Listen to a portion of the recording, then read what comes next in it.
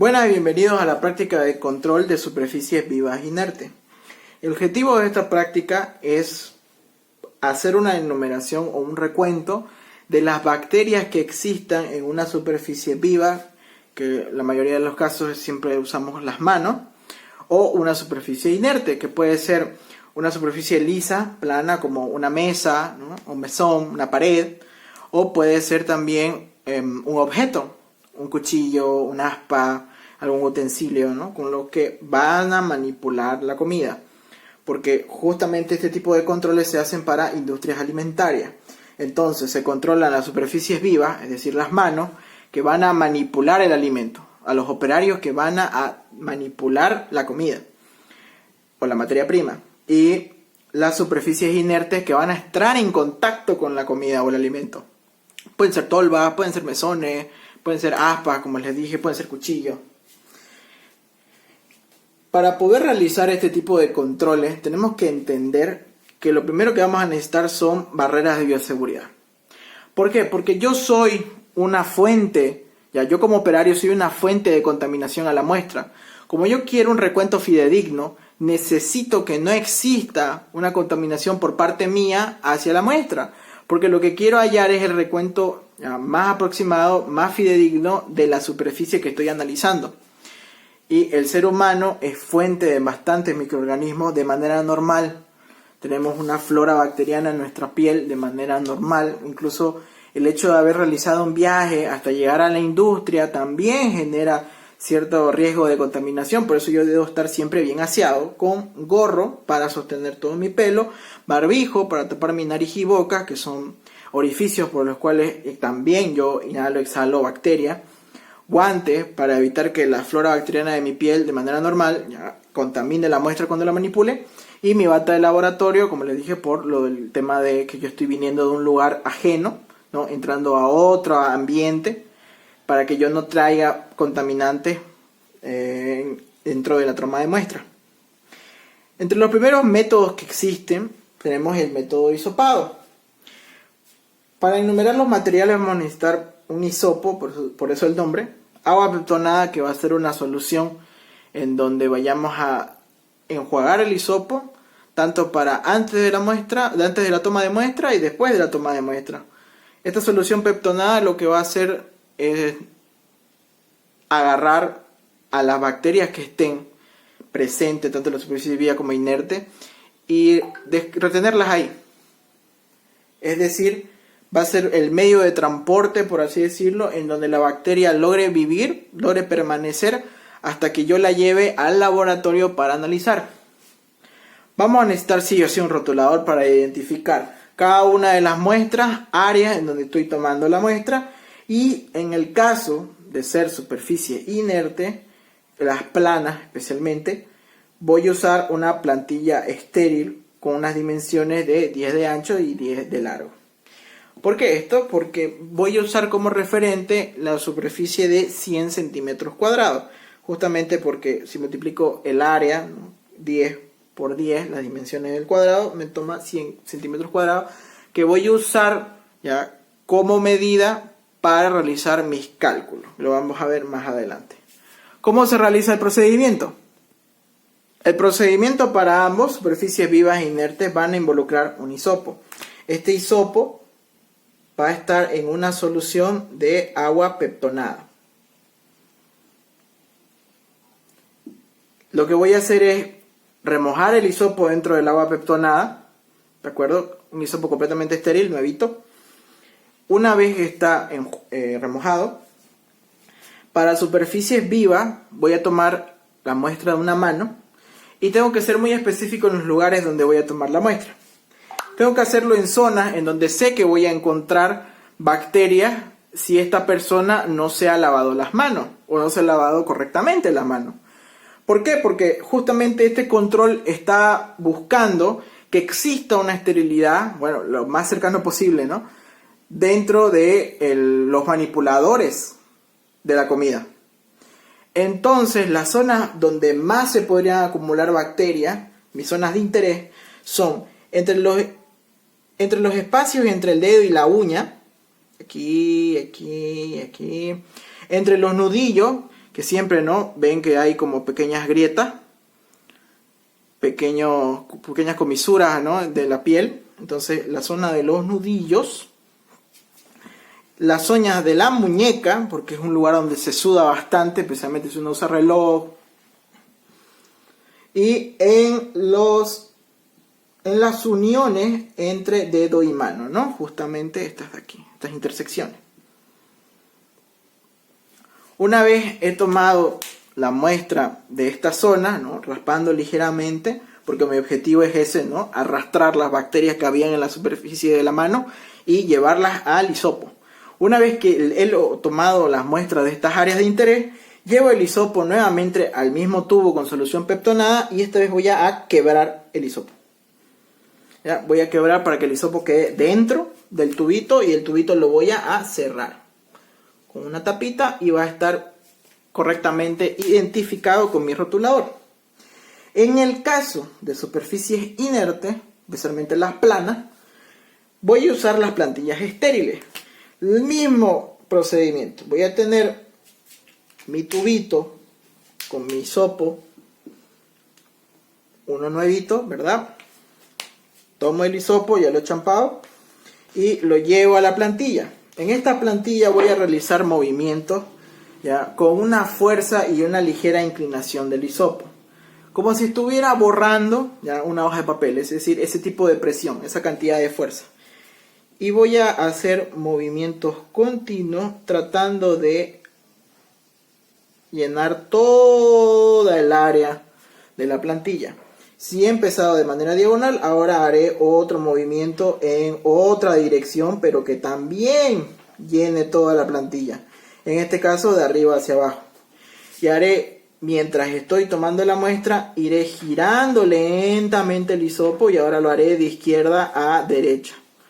Una vez he garantizado que he arrastrado todas las bacterias dentro de esa área, haré el mismo procedimiento que antes, lo llevaré otra vez a la solución peptonada, romperé el palito, romperé el hisopo y sellaré el tubo correctamente identificado. Si fuera un objeto, ¿de acuerdo? Voy a tratar de raspar toda la superficie del objeto. Imagínense que es un pequeño cuchillo. Mis zonas de interés dentro de un cuchillo van a ser el mango, ¿verdad? Solamente en la parte de arriba, es decir, la que va conectada a la hoja, ¿ya? Porque esta parte de aquí no toca el alimento. Pero esta parte de aquí sí podría llegar a tocar cuando uno clava, cuando uno está desgarrando, ¿verdad? Incluso aquí se concentra el sudor del mismo operario, si es que no usa guante. Y toda la hoja del cuchillo debo hisopar, ¿ya? De manera como la misma con la plantilla, ¿no? Con cierta presión y rotando lentamente, ¿no? El área justamente en donde yo sé que va a haber contacto con el alimento. Para la conservación de la muestra, es decir, una vez ya he tomado todas las muestras que quería e identificado en todos mis tubitos, voy a colocar las muestras dentro de un recipiente refrigerante, ¿ya? Esto puede ser una caja de plastoformo o una conservadora. Debo asegurarme que haya refrigerantes dentro. ¿Para qué? Para que se mantenga la temperatura menor a 10 grados. Esto es porque las bacterias a una temperatura ambiente empiezan a reproducirse, ¿verdad? Y al reproducirse, su crecimiento es exponencial. Entonces yo no quiero eso, yo no quiero que aumente el número de bacterias mientras estoy llevando la muestra a mi laboratorio. Entonces debo hacer que mantenga un ambiente frío para evitar justamente que se lleve a cabo esa multiplicación de las bacterias. Debo anotar correctamente la hora de la toma de muestra, hora y minuto, ¿verdad? ¿Por qué? Porque el tiempo es sumamente importante. Debo evitar a toda costa que una muestra que entra a mi laboratorio tenga un tiempo mayor a 24 horas, ¿no? El tiempo tiene que ser menor a 24 horas. ¿Por qué? Porque se considera que después de pasado un día entero, ya no es tan fidedigno el recuento de bacterias que voy a realizar. Porque ha pasado suficiente tiempo como para que hubieran cambios de temperatura, como para que las bacterias hayan logrado reproducirse, porque también hay bacterias que pueden reproducirse en frío. Entonces yo no debo aceptar mi muestra en este tipo de casos, si no está anotada correctamente la hora de la toma de muestra y si no viene en un empaque con refrigerante a menos de 10 grados Celsius, ¿verdad? Porque lo que quiero es garantizar que haya un conteo fidedigno. Continuamos con otro método, en este caso el método de la esponja. Los materiales que vamos a usar va a ser una bolsa plástica, un frasco con agua peptonada, 100 ml, pinzas estériles, una esponja estéril y un rotulador, ¿no?, para anotar e identificar las muestras. Este método se parece mucho al hisopo, es decir, al que vimos anteriormente, pero en vez de usar un hisopo vamos a usar una esponja. ¿Ahora por qué? La esponja tiene una superficie mucho más grande, es fácil de abarcar áreas mucho más grandes fácilmente.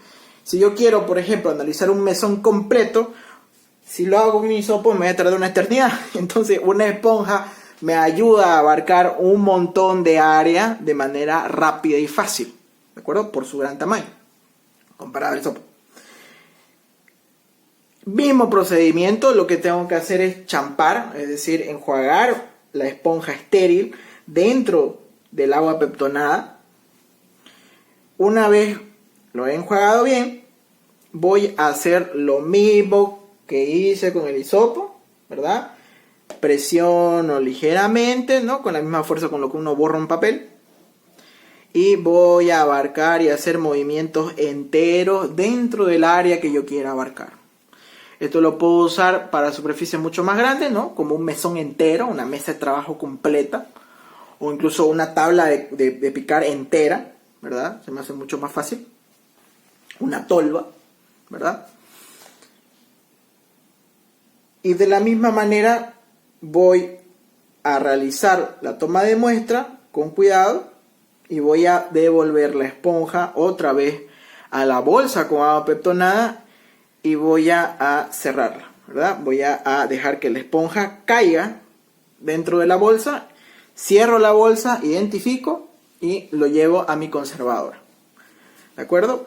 Las pinzas estériles son para que yo pueda sacar la esponja, ¿de acuerdo? En el momento que yo voy a hacer mi determinación y voy a tomar el agua, más bien, es ahí donde están, ¿verdad?, las bacterias, la voy a tomar para hacer mi cultivo, ¿de acuerdo? Para la conservación, igual que en la anterior explicación, necesito una conservadora, evitar que esté por encima de los 10 grados y que la muestra no haya pasado más de 24 horas desde la toma de muestra hasta el momento del análisis o la llegada a mi laboratorio. Dentro del siguiente método, el método por enjuague, vamos a usar una bolsa plástica, frasco con agua peptonada y un rotulador. Aquí ya no vamos a usar un elemento para raspar las bacterias, ¿de acuerdo?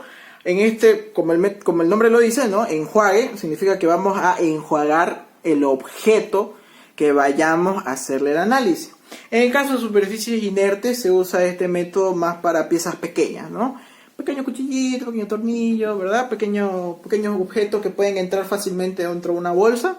Lo que hacemos es tomar el frasco con agua peptonada estéril, 100 ml, llenamos la bolsa de poliuretano, la bolsa plástica, y vamos a meter el objeto dentro de la bolsa. Vamos a sacudir la bolsa un poco, ¿no?, para que todo lo que está dentro del objeto pase a la solución peptonada, que es la que vamos a analizar. En el caso de superficies vivas, se realiza mediante un enjuague de mano. Entonces, la mano del operario va a ingresar, ¿verdad?, dentro de la bolsa y vamos a hacer como un pequeño enjuague, como un pequeño lavado. Vamos a procurar que cuando esté la mano dentro de la bolsa vamos a frotar ligeramente las manitos, o le pedimos al mismo operario que él se frote sus manos, ¿verdad?, dentro de la bolsa, como si se estuviera lavando, para que las bacterias salgan de la superficie de sus manos a el agua peptonada, que es el que vamos a analizar. Nuevamente, la conservación va a ser con la conservadora, con refrigerante, otra vez a menor a 10 grados, y evitar que el tiempo sea de mayor a 24 horas desde la toma de muestra.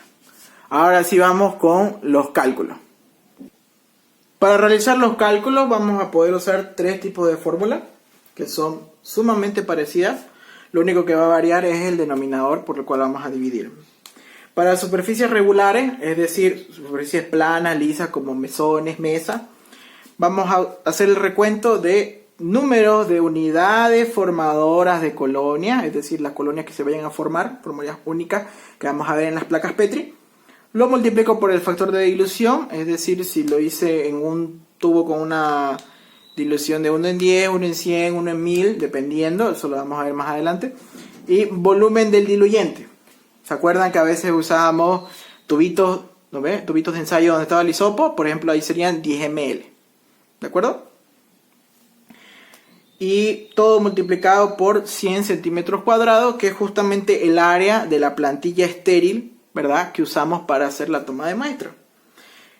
Toda esta ecuación me va a dar mi resultado, la cual voy a expresar entre UFC sobre 100 centímetros cuadrados. ¿Ve? Mi resultado va a ser expresado en UFC sobre centímetros cuadrados. Para superficies irregulares, lo mismo, número de unidades formadoras de colonia por el factor de dilución por el volumen diluyente. Aquí casi siempre vamos a usar, si se acuerdan, en el método del enjuague usábamos un frasco con 100 ml. ¿No? Entonces aquí podría ser el volumen diluyente 100. Y en el caso del objeto, ya vendría a ser lo que nosotros usamos al analizar. Es decir, si metimos, no sé, un pequeño cuchillo, una pequeña cucharita, una pincita, una aspa pequeña, ¿verdad? Entonces vamos a expresarlo como UFC sobre el objeto. Y por último, en superficies vivas, lo mismo, número de UFC por factor de dilución por volumen de diluyente, dividido entre mano. Entonces mi resultado va a ser expresado en UFC sobre mano. Y eso sería todo con respecto a los cálculos.